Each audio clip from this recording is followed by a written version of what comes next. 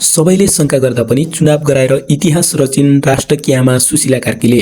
सबैले शंका गरेका बेला राजनीति अन्योलमा थियो, देश जेनजी आन्दोलनको रापमा थियो, तर त्यही बेला एक महिलाले अठोट गरिन्, म चुनाव गराएरै छोड्छु।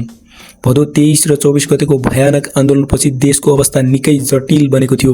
जनताको भविष्य अन्योलमा थियो, राजनीतिक दलहरूबीच सहमति थिएन।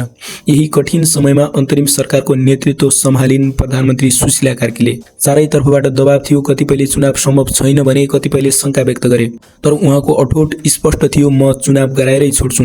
ठूला राजनीतिक दलका नेताहरू विपक्षमा उभिँदा पनि उहाँ आफ्नो निर्णयबाट पछि हट्नु भएन।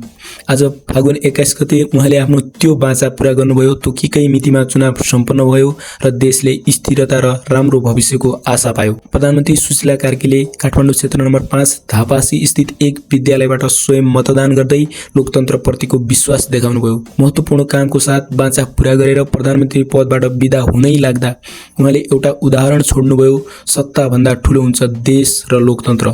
देशलाई ठूलो दुर्घटनाबाट जोगाउने, गहिरो पीडाबाट माथि उठाउने यस महान कार्यका लागि धन्यवाद सुशीला आमा। यदि तपाईँ पनि सुशीला कार्कीको साहस र नेतृत्वलाई सम्मान गर्नुहुन्छ भने सम्मानजनक शब्दहरू कमेन्ट मार्फत लेख्नुहोला। धन्यवाद।